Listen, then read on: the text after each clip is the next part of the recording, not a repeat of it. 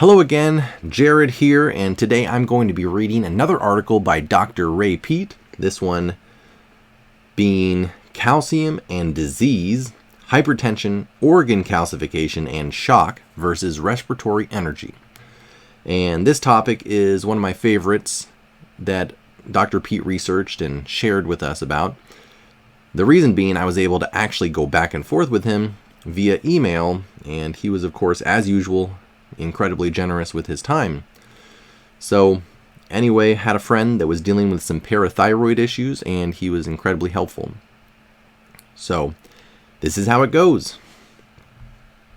Some contexts. In biology and biochemistry, calcium is the substance most often studied. So it is significant that researchers still speak of a calcium paradox. There are several such paradoxes. As bones lose calcium, the soft tissues calcify. When less calcium is eaten, blood calcium may increase, along with calcium in many organs and tissues.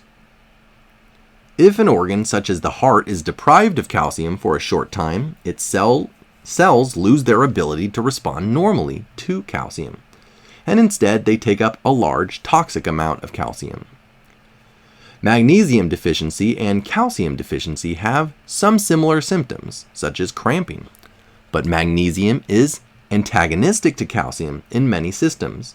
It is the basic protective calcium blocker.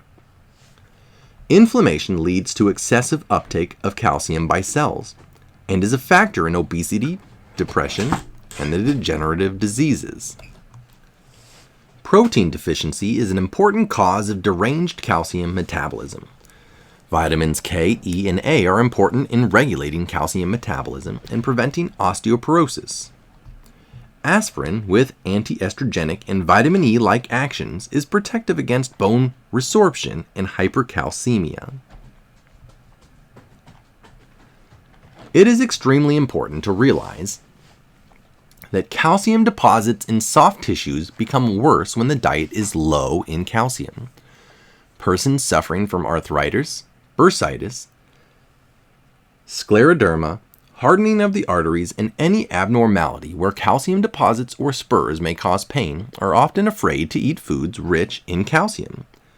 Actually, they can never improve until their calcium and magnesium intakes are adequate. Not infrequently, physicians tell individuals with kidney stones to avoid all milk, thereby causing stones to form even more rapidly. Such calcium deposits can also occur when vitamin E is undersupplied. After open heart surgery, when both magnesium and vitamin E are drastically needed and could easily be given, the calcification of heart muscles often becomes so severe that it can cause death within a few days. That's from pages 171 and 172 in Let's Eat Right to Keep Fit by Adele Davis. Okay, so here's the main bulk of this article. Almost all biologists think of the organism as a machine regulated by information according to innate programs. When it comes down to the details, their explanations sometimes make Rube Goldberg's imaginary contraptions seem elegant. At their best, they usually rely on some mysterious things called ionic pumps that perform active transport, powered by little motors under instructions from molecules that act on their specific receptors. When things get unmanageable, the biologists speak of paradoxes. Calcium is the most studied of all regulatory molecules, so it isn't surprising that there is more than one calcium paradox, but there are ways of looking at the organism. Focusing on energy metabolism that don't involve the ad hoc theory of calcium pumps, and that make it easy to keep things in context. Ionized atoms and molecules behave in orderly ways in relation to their size and their electrical charge. Organic material, even when it's dead, selectively binds certain metal ions and excludes others. The living organism produces a stream of metabolic products such as carbon dioxide or lactic acid, which interact specifically with each other and with the metal ions, modifying their concentrations inside cells and in the body fluids. This movement of ions can be called active transport, without invoking the mysterious machinery of membrane pumps.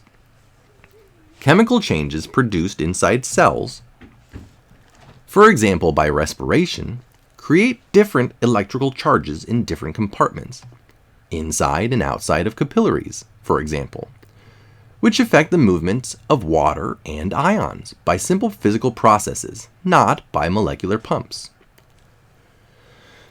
The result of these passive and active processes is that each kind of ion has a characteristic concentration in each compartment according to the metabolic energy state of the organism.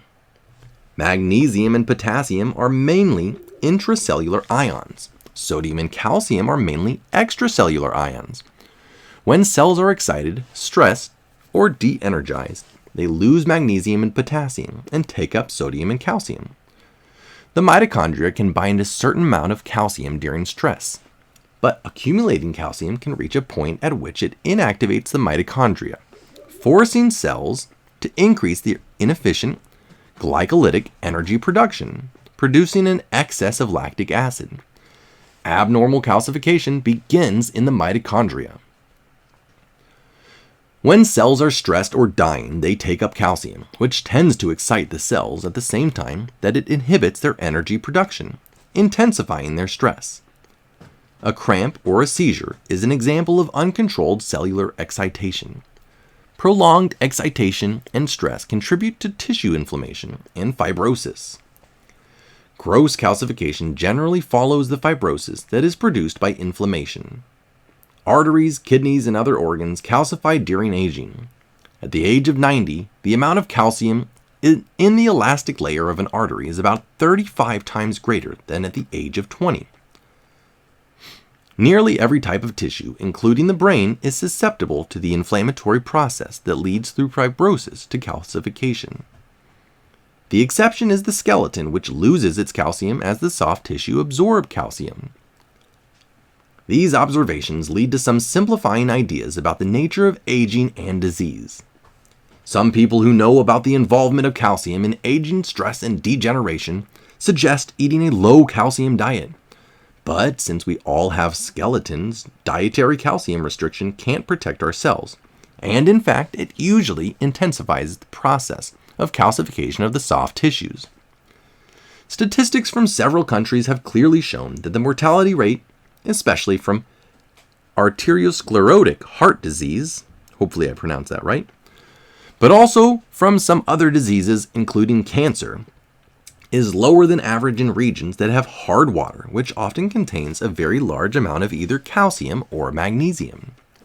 Many studies have shown that dietary calcium or vitamin D, which increases calcium absorption, can have very important anti-inflammatory effects. About 25 years ago, David McCarran noticed that the government's data on diet and hypertension showed that the people who ate the most salt had the lowest blood pressure, and those who ate the least salt had the highest blood pressure. He showed that a calcium deficiency rather than a sodium excess was the most likely nutritional explanation for hypertension. Hans Selye found that some steroids contribute to inflammation and calcification. Animals could be sensitized to develop calciphylaxis, an intense localized interaction of inflammation and calcification. In the 1970s, Constance Martin pointed out that up to that time, estrogen was known to increase soft tissue calcium, but hadn't been shown to improve bone calcification and strength. Oxygen deprivation, cyanide poisoning, X-irradiation, and all other sorts of injury also increase the calcium content of soft tissues. One of Selye's colleagues, G. Jasmine, showed that magnesium deficiency causes inflammation. A deficiency of either calcium or magnesium can stimulate the parathyroid glands to produce more hormone, parathyroid hormone, or PTH, which increases calcium absorption, but also removes calcium from the bones. This hormone, responding to a dietary calcium or magnesium deficiency, is an important factor in causing cells to take up too much calcium, and its excess is associated with many inflammatory and degenerative diseases. Interleukin-6 or IL-6, an inflammatory cytokine which increases with aging, is commonly considered to have an important role in the multiple processes of atrophy in old age. One of the things which can increase the production of IL-6 is the parathyroid hormone, or PTH, which increases the amount of calcium circulating in the blood, partly by causing it to be removed from the bones. IL-6 stimulates the process of calcium removal from bones. Some of the interactions of hormones and other regulatory chemicals are interesting, even though they are normally treated as if they were parts of a machine that operates according to a hidden program written in the genes. Prolactin, which is increased under the influence of estrogen or serotonin, causes the body to lose calcium, drawing it from the bones. And it stimulates the secretion of PTH, which compensates for the calcium loss by increasing its mobilization from bones. Prolactin's action on bone is at least partly by increasing IL-6 formation. IL-6 stimulates the release of prolactin. Serotonin and IL-6 stimulate each other's secretion, and PTH and serotonin each stimulate the other's release. PTH, like estrogen and serotonin, inhibits cellular respiration and activates glycolysis, lowering the ATP level and shifting the cell's metabolism toward the production of lactic acid rather than carbon dioxide. PTH also causes bicarbonate to be lost in the urine. Since the formation of carbon dioxide lowers the intracellular pH and the formation of lactic acid raises it, through the reaction of NADH with pyruvate, the proteins in the cell become more strongly negatively charged under the influence of oxygen deprivation or under the influence of these hormones. In the cell with high pH and increased negative electrical charge, the positively charged calcium ion is absorbed into the cytoplasm. The calcium can enter from the relatively concentrated external fluid, but it can also be released from acidic intracellular stores. The way serotonin is released by a disturbance of pH. There are several other pro-inflammatory substances, such as the cytokines, that have a similar effect on cellular energy systems. The anti-metabolic actions of PTH mimic those seen in aging and diabetes, and surgical removal of the parathyroid glands has been known to eliminate diabetes. PTH can cause diuresis, leading to a loss of blood, volume and dehydration, hypertension, paralysis, increased rate of cell division, and growth of cartilage, bone, and other tissues. Simply eating an adequate amount of calcium and magnesium can alleviate many problems related to stress and aging that are considered serious, such as heart arrhythmia, pancreatitis, and tissue calcification. The anti-inflammatory, anti-allergy actions of calcium and magnesium are well established, and there is clear evidence that obesity and various emotional disturbances can result from their deficiency. Chronically high PTH can produce anemia by a variety of mechanisms. Since a very low sodium diet increases the loss of magnesium by increasing aldosterone synthesis, simply increasing the amount of sodium in the diet can help some people to balance their minerals and minimize stress. During fasting and other intense stress, the kidneys destroy a large amount of protein to form ammonia to maintain their ability to excrete acids. So using a large amount of the alkaline minerals can reduce the protein catabolism. A diet of milk and fruit or milk and meat provides a nutritional balance with generous amounts of calcium and magnesium. Leafy vegetables are a very rich source of magnesium, but they are also a potential source of large amounts of lead and other toxins. In 1960, many people, including the US government, were advocating for the use of a largely vegetarian diet for children because of the amount of radioactive strontium in milk. I compared the amount of strontium in a diet of vegetables that would provide the goodness gracious. I'm struggling today. I compared the amount of strontium in a diet of vegetables that would provide the necessary quantity of calcium and protein.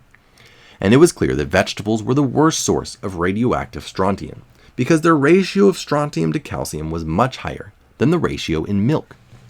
The cows were concentrating calcium and protein from the contaminated plant foods, eliminating much of the strontium. This principle still applies to the toxins that are currently found in the U.S. food supply. Milk has many protective effects besides providing calcium.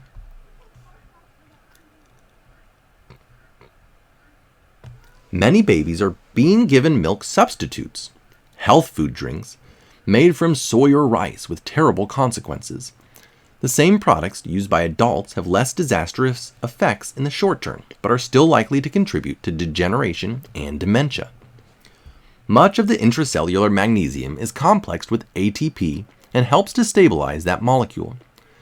If cellular energy production is low, as in hypothyroidism, cells tend to lose their magnesium very easily, shifting the balance toward the lower energy molecule, ADP, with the release of phosphate. ADP complexes with calcium rather than magnesium, increasing the cell's calcium content. Increased intracellular calcium, in association with excess nitric oxide and excitatory amino acids, is involved in several neurodegenerative diseases, including ALS, Alzheimer's disease, Parkinson's disease, Huntington's chorea, and epilepsy. Magnesium, nicotine, progesterone, and many other substances are known to protect against excitotoxic calcium overload, but there is no coherent effort in the health professions to make rational use of the available knowledge. Respiration and carbon dioxide are the basic antagonists of the PTH. At birth, a baby has practically no PTH, probably because of the high intrauterine concentration of carbon dioxide. But within a few days, the PTH rises. Increased carbon dioxide favors bone formation, and decreased bicarbonate favors the loss of calcium from bone. That's from a couple of studies. The use of a sodium bicarbonate can stimulate bone formation. A low-protein diet, similar to that eaten by a large proportion of women, 0.8 grams per kilogram of body weight, increases PTH, and so probably contributes to the development of osteoporosis and the diseases of calcification. In an extreme protein deficiency, there is a shift towards inflammation, serotonin excess, and excessive clotting, which might be related to the effect of the milder, more common protein deficiency.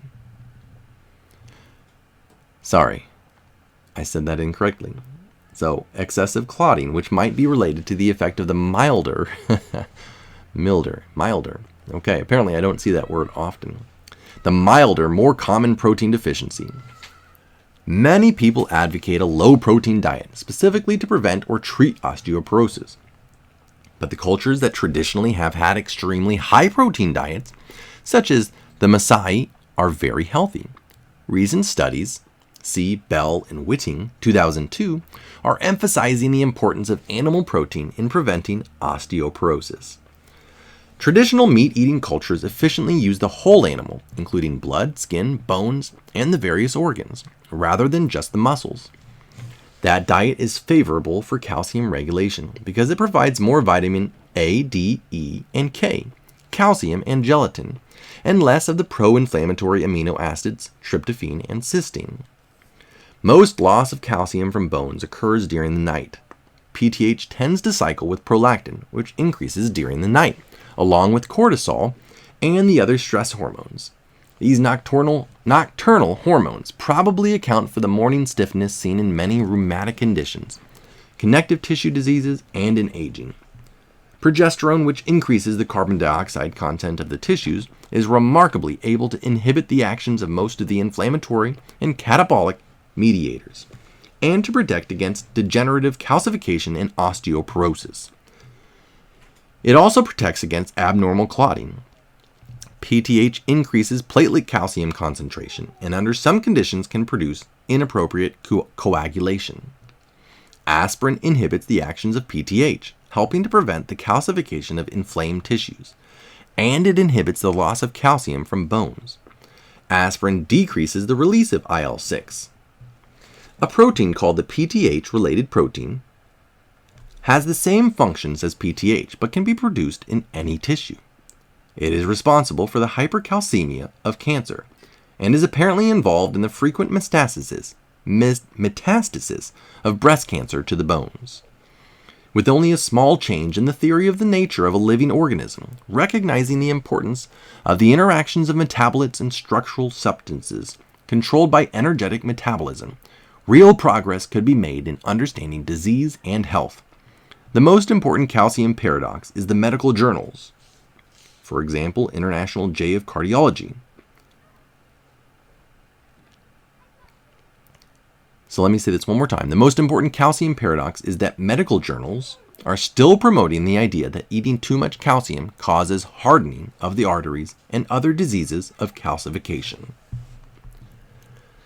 All right, as usual, references at the bottom of his articles. Everything is referenced here. And I hope this, brings some clarity in your health journey, just like most of his articles do. And just like I feel like every topic in the health world has a quote-unquote paradox, because they're like, well, turns out, higher blood pressure or whatever, I don't know. It's just insane how literally everything is a paradox with the health industry. Whatever they tell you, higher cholesterol, all of this. So, but hopefully this brought some clarity for you. I hope you like this video, subscribe to the channel so that you're notified next time I read one of these articles. And we'll see you next time.